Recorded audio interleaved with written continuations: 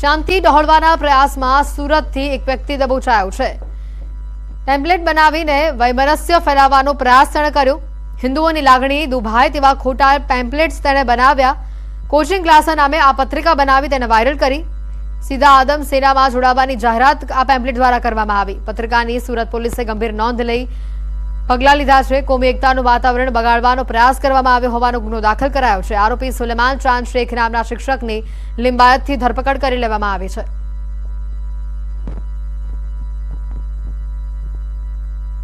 જો તમને પણ જાહેરમાં થૂંકવાની આદત છે તો હવે સુધરી જજો। અમદાવાદ વાસીઓ જાહેરમાં ભૂલથી પણ હવે થૂંકતા નહીં। જાહેરમાં થૂક્યું તો હવે તમને દંડ થશે। જાહેરમાં થૂંકવા મામલે અમદાવાદ મનપાની લાલાંખ સામે આવી છે। પ્રથમ દિવસે જ નિયમ ભંગ બદલ 22 લોકોને દંડ કરવામાં આવ્યો છે। જાહેર રસ્તા પર ગંદકી કરતા 22 લોકોને દંડ કરવામાં આવ્યો છે। 22 લોકોને 200 રૂપિયાનો મેમો આપવામાં આવ્યો છે। 4 રસ્તા પર લાગેલા સીસીટીવીની મદદથી આ મેમો અપાયો છે। દંડની રકમ 7 દિવસમાં ભરવાની રહેશે।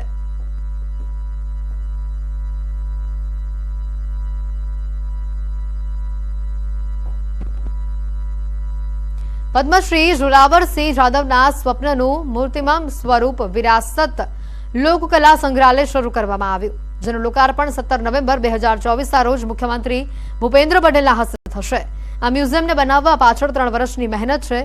એક અસલ લોકકલા અને લોક સંસ્કૃતિને ઉજાગર કરતું અનોખું મ્યુઝિયમ તૈયાર કરાયું છે। વિરાસત લોકકલા સંગ્રહાલયમાં હડપ્પન સંસ્કૃતિ કાળના અને કચ્છના માટીકામના કલાત્મક વાસણોના નમૂના, ગુજરાતના લોક કલાકારોના કાર્યક્રમોની જીવંત તસવીર, ગુજરાતના લગભગ પ્રતિષ્ઠિત ચિત્રકારો, મોગલ સમયથી માંડીને ભારતના વિવિધ રાજ્યોના રાજવીઓના પ્રાચીન સિક્કાઓ તેમજ રાજવીઓની વિરાસત અને કલાપ્રિયતા પરના 100 ઉપરાંત પુસ્તકો જોવા મળશે।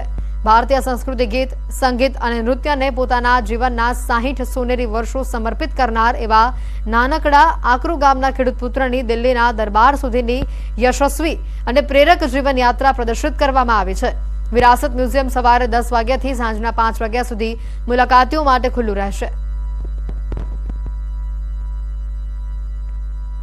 મારી કામગીરી દરમિયાન મને જે કંઈ ઇનામ, એવોર્ડ, સન્માન પત્રો, પછી ચિત્રકારોના ચિત્રો જે મને ભેટમાં મળ્યું, એ બધી ચીજો મારા પછી વેડફાઈ ન જાય એટલા માટે એમ થાય કે વતનમાં એક મારું સંભાળનું રહે તો આવતી પેઢીઓ સુધીને એક કામમાંથી પ્રેરણા મળતી રહે। 3 વર્ષ સુધી આ મ્યુઝિયમનું કામ ચાલ્યું અને બધી જવાબદારી મારા દીકરા નરેન્દ્રસિંહે સંભાળી અને 3 વર્ષની મહેનત પછી આજે જે આપ જુઓ છો એવા આ વિરાસતનું સર્જન થયું। રાજકોટ રાજ્યસભાના સાંસદ રામ મોકરિયાના આકરા તેવર સામે આવી રહ્યા છે। જિલ્લા કલેક્ટરની પુરવઠા બેઠકમાં બોલાવી તડાફડી। સાંસદ મોકરિયાએ સસ્તા અનાજની દુકાનોમાંથી હલકી ગુણવત્તાના અનાજના નમૂના કલેક્ટરને આપ્યા। સસ્તા અનાજની દુકાનોમાં હલકી ગુણવત્તાનું અનાજ વિતરણ થતું હોવાનું તપાસમાં સામે આવ્યું છે। રાજકોટની અલગ અલગ સસ્તા અનાજની દુકાનમાંથી હવે નમૂના લઈને કલેક્ટરને સોંપવામાં આવ્યા છે। ઘઉં, ચોખા, દાળ, ચણાની નબળી ગુણવત્તા અને જીવાત હોવાનું સામે આવ્યું છે। અનાજની તપાસ કરી રિપોર્ટ સોંપવાની માંગ કરવામાં આવી છે। મોકરિયાએ કહ્યું કે સરકાર સારી ગુણવત્તાનું અનાજ વિતરણ કરે છે, પરંતુ ક્યાં ભેળસેળ થાય છે તે હવે તપાસ કરવાની રહી। કરોડો અબજો રૂપિયાનો સરકાર ખર્ચ કરે છે। હવે એમાં જે અનાજ આજે મારી પાસે નમૂના આવ્યા એ ભેળસેળવાળું અથવા જીવજંતુવાળું અથવા 50વાળું હતું। એ મેં કલેક્ટરશ્રી અને પુરવઠા અધિકારીને બતાવ્યું છે કે આ ભેળસેળ ક્યાંથી થાય છે અને ચેક કરો, અને ગરીબ માણસોને મોદી સાહેબ જે મફત અનાજ આપે છે એ સારું ને ક્વોલિટીવાળું હોવું જોઈએ, નહીં કે એનાથી કોઈ બીમાર પડે। સુરતમાં કોઝવેને સંલગ્ન એપ્રોનનો આરસીસી સ્ટ્રક્ચરનું માત્ર 2 જ વર્ષની અંદર ધોવાણ થઈ ગયું। પ્રજાના પૈસે બનેલા આરસીસી સ્ટ્રક્ચરનું સંપૂર્ણપણે ધોવાણ થઈ જતા કામગીરી સામે સવાલો ઉભા થયા છે। એપ્રોન આરસીસીના સ્ટ્રક્ચરની પાછળ 17.86 કરોડનો ખર્ચ કરવામાં આવ્યો હતો, ત્યારે હવે ચોમાસા દરમિયાન એપ્રોન આરસીસી સ્ટ્રક્ચરનું સંપૂર્ણ ધોવાણ થઈ જતા અનેક સવાલો ઉદ્ભવી રહ્યા છે। વર્ષ 2022માં બનાવવામાં આવેલા આરસીસી સ્ટ્રક્ચરના ટુકડા થઈ ચૂક્યા છે। સ્ટ્રક્ચરમાંથી હવે સળિયા પણ બહાર આવી ગયા હોય તેવું દેખાઈ રહ્યું છે। સ્ટ્રક્ચરના ધોવાણ અંગે પાલિકાના હાઇડ્રોલિક વિભાગ દ્વારા ટેકનિકલ નિષ્કર્ષ કાઢ્યા બાદ જવાબ અપાશે અને કાર્યવાહી કરાશે તેમ જણાવાયું છે। તેમજ 2022નો ઓવરફ્લો, 2023 તથા 2024નો ફર્સ્ટ ઓવરફ્લોમાં આ એપ્રોનનું ડેમેજીસ ધ્યાનમાં નહીં આવેલું. અત્યારે જે એનું જે મેઇન ઉપરનું જે ટોપ લેયર છે એમાં જે ક્ષતિગ્રસ્ત થયેલ છે, તો એ બાબતે જરૂરી તજજ્ઞોની સલાહ સૂચન લઈ અને આગળની કાર્યવાહી કરવામાં આવશે. બનાસકાંઠાના દાંતા તાલુકામાં સરસ્વતી સાધના યોજનાની સાયકલો ધૂળ ખાઈ રહી છે. ધોરણ 9ની 12ની વિદ્યાર્થીઓને આ સાયકલો આપવાની હતી. દાંતાના એક છાત્રાલયના પ્રાંગણમાં જ આ સાયકલો ધૂળ ખાઈ રહેલી જોવા મળી રહી છે. વરસાદી પાણી પડતા સાયકલો ઉપર ઘાટ પણ ચડી ચૂક્યો છે. સાયકલો જંગલી વેલાઓમાં વીંટાયેલી હાલતમાં જોવા મળી રહી છે. 2000 થી 2500 જેટલી આ સાયકલો શાળા પ્રવેશોત્સવ 2023માં આપવા માટે લાવવામાં આવી હતી, પરંતુ હાલમાં 2024 પણ પૂર્ણતાના આરે છે. તેમ છતાં સાયકલોનું વિતરણ કરવામાં આવ્યું નથી. ત્યારે લાખોની કિંમતની આ સાયકલો ભંગાર થાય તે પહેલા તેનું વિતરણ લાભાર્થીઓને કરવાની માંગ ઉઠી છે. 4 મહિનાથી તમે સાયકલોની હાલત દેખી શકો છો કે કંડમ જેવી થઈ ગઈ છે, જાડા થઈ ગયા છે, ટાયર બેસી ગયા છે, વેલા ચડી ગયેલા છે સાયકલો ઉપર. અને હજી એ જો બીજા 2-3 મહિના રહેશે તો આ સાયકલો મતલબ લાખો રૂપિયાનું સરકારનું જે ધન છે જેમને આ યોજના પાછળ ખર્ચ્યું છે એ બિલકુલ ઝીરો થઈ જશે. પછી એ કોઈ કામની જ નહીં રહે. આ સાયકલો વિશે જે તે કોન્ટ્રાક્ટર હાથી વાત થઈ એ મુજબ મેં કીધું કે બધા ગુજરાતમાં બધા જિલ્લાઓમાં સાયકલો અપાઈ ગઈ છે. બનાસકાંઠા એકલું બાકી છે. ચૂંટણીના કારણે સાયકલો હમણાં સ્થગિત કરી દીધી છે. લાંબાસમયથી પડેલી છે અને આ ગુજરાત સરકાર અને કંપનીના હાથી તાલમેલના કારણે આ સાયકલો પડી છે. હાલમાં જે સમાચાર પ્રસિદ્ધ થયેલા છે એમાં જે સાયકલો છે તે સરકાર દ્વારા સ્વીકારેલ નથી અને હાલ એ જ એજન્સી પાસે એ સાયકલોનો હવાલો છે. સરકાર વહેલી તકે આ બાબતે પોઝિટિવ છે અને વહેલામાં વહેલે કન્યાઓને સાયકલ મળે એ બાબતે હકારાત્મક પણ છે. બનાસકાંઠા જિલ્લાનો દાંતા તાલુકો અતિ પછાત વિસ્તાર માનવામાં આવે છે અને આ પછાત વિસ્તારમાં સરસ્વતી સાધના યોજના અંતર્ગત જે બાળાઓ હોય છે ધોરણ 9 અને 10ની તે દૂરથી ચાલીને આવતી હોય છે. તેને ચાલીને ના આવવું પડે ને સરળતા અને સદુપયોગ થઈ શકે તે માટે સરસ્વતી સાધના યોજના હેઠળ જે સાયકલો આપવાની જે વાત છે તે આપણે બતાવી ગઈ છે. સાયકલો જે 1-2 નહીં પણ હજારોની સંખ્યામાં જે સાયકલો જે છે એ સાયકલો ધૂળ ખાધી પડી રહેલી છે ને આ જે છે જે સાયકલો પડી રહેલી છે એના અંદર વેલા ઉગી ગયા છે, ઝાડ ઉગી ગયા છે, કાટ ખાઈ ગયેલી છે. એના ઉપર સાયકલ ઉપર પણ લખેલું છે કે પ્રવેશોત્સવ 2023નું લખેલું છે અને હાલ 24 ચાલી રહ્યો છે અને 24 પણ હવે પૂર્ણ થવા આવ્યું છે અને 25 શરૂ થવા જઈ રહ્યું છે. ત્યારે ચોક્કસપણે કહી શકાય છે કે હાલ તબક્કે જે રીતે આ કાટ ખાયેલી સાયકલો જે પડી છે એ જો હજી લાંબો સમય પડી રહેશે તો સાવ કંડમ થઈ જશે અને સરકારના લાખો રૂપિયાની જે સાયકલો છે એક સાવ કંડમ થઈ જશે અને ધૂળ ખાધી પડી રહેલી સાયકલનો કોઈ ઉપયોગ નહીં થઈ શકે. અને જેના કારણે રહીને એવું પણ માનવામાં આવે છે કે સમાજ કલ્યાણ વિભાગ અને જે કોન્ટ્રાક્ટર છે કોન્ટ્રાક્ટરને તાલમેલ ન હોવાના કારણે આ સાયકલો પડી રહેલા હોવાનું જાણવા મળ્યું છે. અને જે વહેલી તકે હજી સમય છે કે આ જો ઉપયોગ કરવામાં આવે તો કેટલીક જે બહેન દીકરીઓ જે છે દૂરથી ચાલીને આવતી હતી તેનો ઉપયોગ થઈ શકે એમ છે. ને જે વરસાદના પાણી જે આના ઉપર સાયકલ ઉપર ફરી વળ્યા છે એ ચોક્કસ વાત છે, પણ આ જે તંત્રના છે પેટનું પાણી કેમ નથી હલતું એક મોટો પ્રશ્ન આજે આ સાયકોલોજીને જોવા મળી રહ્યો છે. મહેન્દ્ર અગ્રવાલ, ન્યૂઝ 18 ગુજરાતી, દાંતા. અંકલેશ્વરથી વાલિયા જતા રોડની હાલત બિસ્માર થઈ ચૂકી છે. ભારે વાહનોના કારણે રોડની હાલત કથળી ચૂકી છે. ધૂળની ડમરીઓ ઉડતા રાહદારીઓને પણ મુશ્કેલીઓનો સામનો કરવો પડે છે. થોડા સમય પહેલા 4 લેન રોડ મંજૂર કરવામાં આવ્યો છે, પરંતુ આજ દિવસ સુધી તેનું કામ થયું નથી.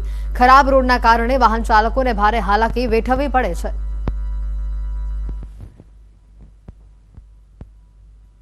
દહેજ થી નેત્રંગ સુધીનો રોડ 4 લેન જાહેર કર્યો હતો, પણ આજ દિન સુધી 4 લેનનું કામ તો કોઈ દિવસ થયું જ નથી. 4 લેન તો ઠીક છે, આ 2 લેન જે રોડ છે તેના પણ સારા ઠેકાણાથી એટલા બધા ખાડા છે, એટલું બધું નબળી કામગીરી છે, રોડની ક્વોલિટી મજબૂતાઈ હોવી જોઈએ તે નથી. સિરામિક સિટી મોરબીમાં ખાડા રાજ જોવા મળી રહ્યું છે. મોરબીના શહેરી રોડ સહિત મોરબી રાજકોટ મુખ્ય હાઈવે બિસ્માર હાલતમાં જોવા મળી રહ્યું છે. કચ્છ અને રાજકોટને જોડતા એકમાત્ર હાઈવેમાં મસમોટા ખાડાઓથી વાહન ચાલકો પરેશાન થઈ રહ્યા છે. રોડ બિસ્માર હાલતમાં હોવાથી વાહન ચાલકોને ગંતવ્ય સ્થળે પહોંચવા ખૂબ જ સમય લાગે છે. તો બીજી તરફ આ રોડ ઉપર પડેલા ખાડાઓથી અવારનવાર અકસ્માતના બનાવો બને છે. જર્જરિત હાઈવેથી અવારનવાર ટ્રાફિકની સમસ્યા પણ સર્જાય છે. બિસ્માર રોડથી અન્ય રાજ્ય અને વિવિધ દેશોમાંથી ટાઇલ્સ ઇન્ડસ્ટ્રીઝની મુલાકાતે આવતા લોકોમાં મોરબીની છબી હવે ખરડાઈ રહી હોવાનું લોકોએ જણાવ્યું છે.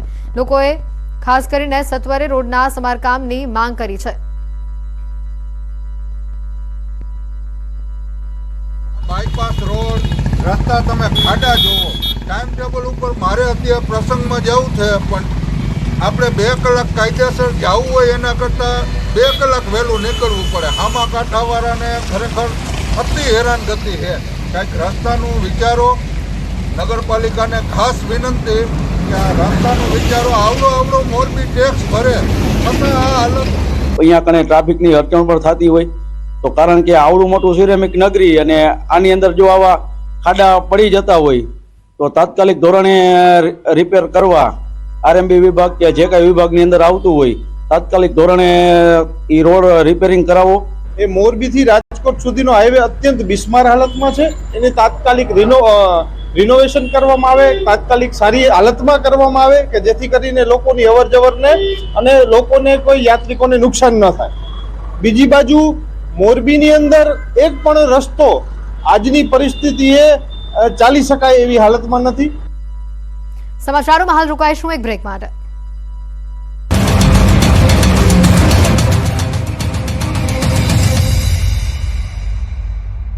યાર સાંભળ, પોરબંદરનો દરિયાકાંઠો ફરી વખત ચર્ચામાં આવ્યો છે. પોરબંદરનો દરિયો ડ્રગ્સનો દરિયો બની ગયો છે. પોરબંદરના દરિયામાંથી ફરી એક વખત ડ્રગ્સનો મોટો જથ્થો ઝડપાયો. ગુજરાત એટીએસ, એનસીબી અને નેવીની ટીમે મધદરિયા ઓપરેશન પાર પાડી 700 કિલો ડ્રગ્સ ઝડપ્યું છે. ગુજરાતમાં પોરબંદરના દરિયામાં બોટમાં ડ્રગ્સ આવતો હોવાની બાતમી દિલ્હી એનસીબીની ટીમને મળી હતી. બાતમીના આધારે દિલ્હી એનસીબીની ટીમે નેવીનો સંપર્ક કરી એક ઓપરેશન મોડી રાત્રે હાથ ધર્યું, જેમાં મધદરિયે એક બોટને આંતરવામાં આવી. આ ઓપરેશનમાં ગુજરાત એટીએસની ટીમ અને ગુજરાત એનસીબીના કેટલાક અધિકારીઓ પણ જોડાયા. ડ્રગ્સની સાથે 8 શખ્સની ધરપકડ કરવામાં આવી. 8 જેટલા ઈરાની શખ્સો નશીલા પદાર્થ સાથે સુરક્ષા એજન્સીના સકંજામાં આવી ગયા અને તેમને પોરબંદરના ઓલ વેધર પોર્ટ ખાતે લાવવામાં આવ્યા. ત્યાંથી કડક સુરક્ષા બંદોબસ્ત સાથે એસઓજીની ઓફિસ ખાતે લઈ જવામાં આવ્યા. મોડી રાત્રે કરેલા ઓપરેશનમાં 500 કરોડની કિંમતનું 700 કરોડનું ડ્રગ્સ પકડી પાડવામાં આવ્યું. ઈરાન, પાકિસ્તાન, અફઘાનિસ્તાનના દેશની મોટી ભૂમિકા હોવાનું જાણવા મળી રહ્યું છે. મહત્વનું છે કે છેલ્લા 9 મહિનામાં પોરબંદરના દરિયામાંથી 3600 કિલોથી વધુનો ડ્રગ્સનો જથ્થો ઝડપાયો છે. અમદાવાદ એસજી હાઈવે પરની કૌભાંડી ખ્યાતિ હોસ્પિટલને લઈને મોટો ખુલાસો થયો. પીએમજેવાય યોજના હેઠળ મળતી રકમ માટે આખું કૌભાંડ કર્યું હોવાનો ધડાકો કર્યો. પીએમજેવાય કાર્ડના નિયમ મુજબ 80% કે તેથી વધારે બ્લોકેજ હોય તો જ સરકાર એન્જિયોપ્લાસ્ટીની મંજૂરી આપે છે અને હોસ્પિટલને તો જ સરકાર તરફથી પૈસા ચૂકવાય છે.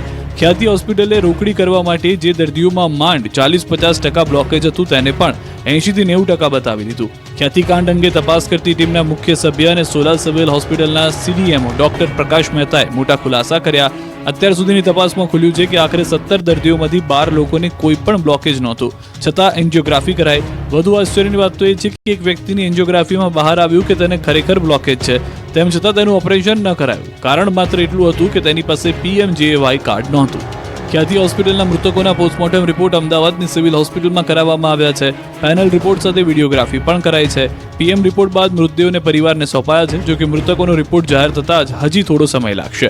આ તરફ ખ્યાતિકાંડ અંગે ગૃહ રાજ્યમંત્રી હર્ષ સંઘવીએ કહ્યું કે કડકમાં કડક કલમો આ ગુનામાં ઉમેરાઈ છે. અમદાવાદના ખ્યાતિ હોસ્પિટલના કાંડની હજુ તો સાઈ સુકાઈ નથી. ત્યાં ગુજરાતના અન્ય શહેરોની કેટલીક હોસ્પિટલોએ સેવાના નામે વેપલો શરૂ કર્યાનો ખુલાસો થયો. પીએમવાય યોજના હેઠળ તોડપાણીનો ખેલ મહેસાણાની 4 હોસ્પિટલે પણ કર્યો હોવાનો ખુલાસો થયો.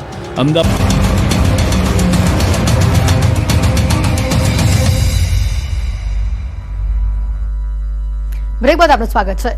પ્રધાનમંત્રી મોદી 3 દેશોના પ્રવાસે નાઇજીરિયા, બ્રાઝિલ અને ગુયાનાના પ્રવાસે જશે. ત્રણેય દેશો સાથેના સંબંધો જેના કારણે વધુ મજબૂત બનશે. બ્રાઝિલમાં G20 સમિટમાં પણ તેઓ ભાગ લેશે.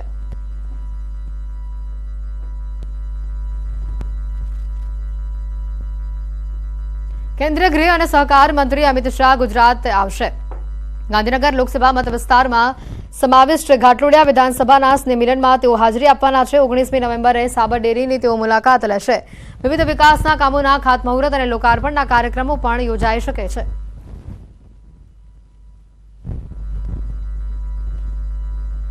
અંકલેશ્વર તાલુકાના સામોરથી મોતાલી ગામ તરફ જવાના રોડ પર 6 મહિના પહેલા જાડી ઝાખરામાંથી મૃતદેહ મળી આવ્યો હતો. આખરે 6 મહિના બાદ આરોપીઓ પકડાયા છે. ગડખોલ આરોગ્ય કેન્દ્રના ઇન્ચાર્જ ડોક્ટરનું લૂંટના ઈરાદે હત્યા કરી દેવામાં આવી હોવાનું સામે આવ્યું. માથાના ભાગે તથા છાતીના ભાગે બોથડ પદાર્થ મારીને જીવલેણ ઈજા પહોંચાડી હત્યા કરવામાં આવી હતી. આ મામલે પોલીસે 2 આરોપીઓની ધરપકડ કરી છે. પોલીસે પૂછપરછ કરતા આરોપીઓએ જણાવ્યું કે આ તબીબ દારૂ પીને નશામાં ધૂત હતા, જેથી તેઓને લૂંટવાના ઈરાદે આરોપીઓએ તબીબને આગળ લઈ જઈ વધુ દારૂ પીવડાવ્યો અને તેની પાસેથી બાઇક તથા મોબાઈલ લૂંટવાનો પ્રયત્ન કરતા તબીબે પ્રતિકાર કર્યો હતો, જેથી આરોપીઓએ માથાના અને છાતીના ભાગે બોથડ પદાર્થ મારી તેઓની હત્યા કરી હોવાનું જણાવ્યું હતું. આ ગુનાનું મુખ્ય કારણ એ છે કે આરોપી જે છે એ ડોક્ટરને દારૂ પીધેલી હાલતમાં પડેલા મળી આવેલ અને તેનું બાઇક મેળવી લેવાનો એમનો ઈરાદો હતો, લઈ લેવાનો એમનો ઈરાદો હતો. એ દરમિયાન છે એ એમની સાથે એમને ઝપાઝપી થાય છે, મારામારી થાય છે અને એમાં ડોક્ટરનું મોત થઈ જાય છે. અમદાવાદના ગાલુડિયામાં ઉજવાયો તુલસી વિવાહનો કાર્યક્રમ. ચાણક્યપુરીમાં આવેલી આકાશ પરિસર સોસાયટીમાં ભગવાન શાલિગ્રામ અને તુલસી માતાના લગ્નનો ભવ્ય કાર્યક્રમ યોજાયો. લગ્નની જેમ તમામ વિધિ વિધાન કરવામાં આવ્યા. લગ્ન લખવાથી લઈને લગ્નની તમામ વિધિઓ કરવામાં આવી. ભગવાન શાલિગ્રામનો ભવ્ય વરઘોડો કાઢવામાં આવ્યો, જેમાં સૌ ભક્તોએ રંગેચંગે નાચગાનની સાથે વરઘોડામાં સામેલ થયા. જેમાં પોતાના ઘરના લગ્ન હોય તે રીતે તમામ લોકોએ તૈયારીઓ કરી. લગ્નમાં સૌ લોકો જાનૈયાઓ બનીને લગ્ન માણ્યા. લગ્નની તમામ રીત રસમો સાથે ભગવાન શાલિગ્રામ અને તુલસી માતાજીના વિવાહ કરાવવામાં આવ્યા. આ પ્રસંગને લોકોએ ખૂબ જ ઉત્સાહપૂર્વક માણ્યો હતો.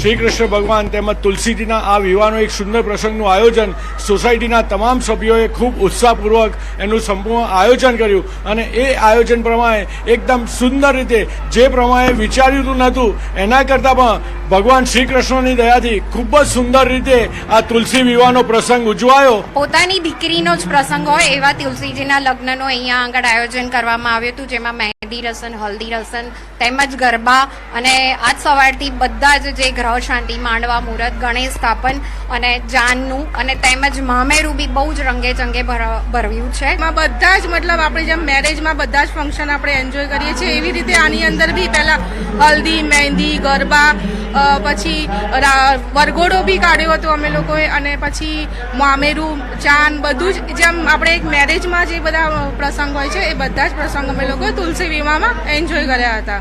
તહેવાર જેવું મોલ કરીને અમને એકદમ ખુશી એટલે કે જેની કોઈ હદ નહીં એટલું અમને આપ્યું અને આ તહેવાર જેવો એક પ્રસંગ ઉજવાયો. પોતાના પતિનું સ્વપ્ન પૂરું કરવા પત્નીએ પોતાના પતિને આપી અનોખી શ્રદ્ધાંજલિ. આર્મીમાં ફરજ બજાવતા પોતાના પતિનું માર્ગ અકસ્માતમાં મૃત્યુ થયા બાદ પત્નીએ આર્મી જોઈન કરી છે. વાત છે જૂનાગઢ જિલ્લાના કેશોદના અજાબ ગામની. કોમલ મક્કા આર્મીમાં જોડાયા છે. તેઓના જણાવ્યા પ્રમાણે લખનૌમાં તેઓનું પોસ્ટિંગ થયું છે. 2021માં તેમના પતિ શહીદ થયા હતા, ત્યારે પરિવારજનો શોકમાં હતા.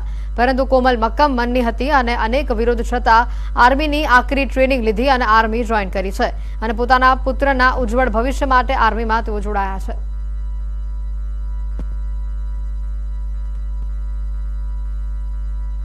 मैं आर्मी ज्वाइन किया क्योंकि मेरे हस्बैंड पहले से ही आर्मी में थे और उनको देख देख के मैं यहाँ पहुंची हूँ कि आगे मतलब उसके मन में देश भावना थी, देश के लिए प्रेम था, अपनी जॉब के लिए वो बहुत ही मतलब उसको बहुत प्यार करते थे वो.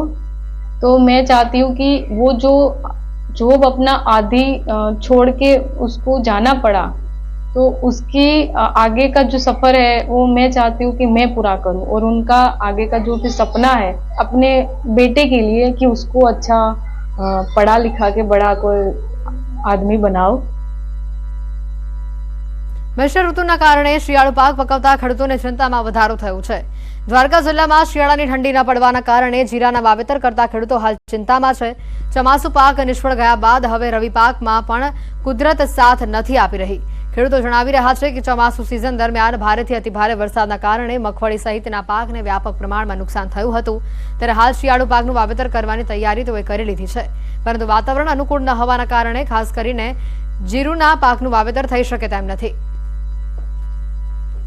શિયાળાની ઋતુમાં અમારે ચણા, ધાણા એવું બધું વાવવું છે, જીરું વાવવું છે, પણ જીરુમાં અત્યારે એગ્રો વાળા કોઈ કોઈ પ્રમાણમાં એમ કહે છે કે જીરું વાવવાથી ઉગે ના ઉગે એની જવાબદારી ગેરંટી કોઈ લેતું નથી. અત્યારે જીરાનું એક જ કારણ છે મોટા પાયે કે શિયાળાની ઋતુ છે પણ ઠંડી પડતી નથી, તડકો બહુ વધારે પડતો છે, એટલા માટે જીરું ઉગવાનું કારણ એ જ છે કે શિયાળા બુલેટિનમાં અત્યારે